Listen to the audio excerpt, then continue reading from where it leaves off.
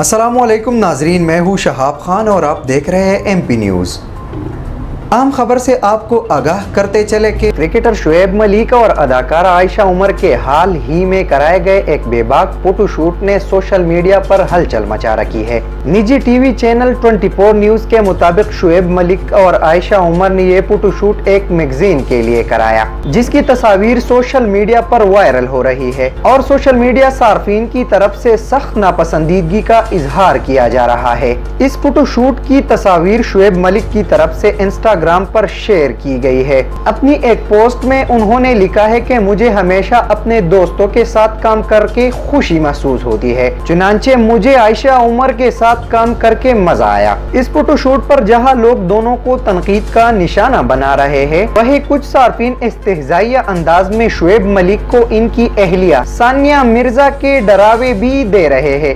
ایک صارف نے شعیب اور عائشہ کی تصویر کے ساتھ شعیب اور ثانیہ کی تصویر ملا کر پوسٹ کی ہے اور لکھا ہے کہ شعیب بھائی، ثانیہ مرزا آپ کی لوکیشن معلوم کرنا چاہتی ہے۔ اس کے ساتھ دوسرے صارف نے بھی یہ لکھا ہے کہ انسٹاگرام پر تصاویر کو ناپسند کرنے کا کوئی آپشن کیوں نہیں ہے۔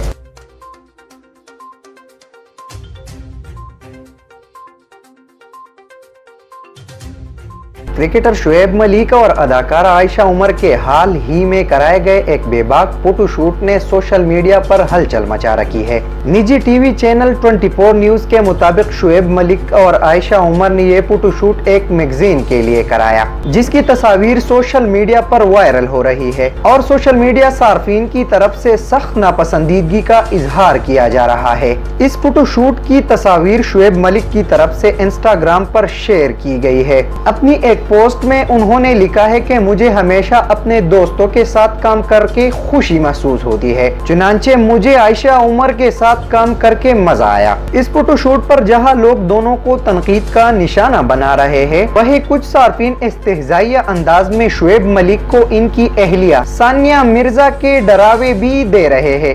ایک صارف نے شعیب اور عائشہ کی تصویر کے ساتھ شعیب اور ثانیہ کی تصویر ملا کر پوسٹ کی ہے اور لکھا ہے کہ شعیب بھائی، ثانیہ مرزا آپ کی لوکیشن معلوم کرنا چاہتی ہے۔ اس کے ساتھ دوسرے صارف نے بھی یہ لکھا ہے کہ انسٹاگرام پر تصاویر کو ناپسند کرنے کا کوئی آپشن کیوں نہیں ہے۔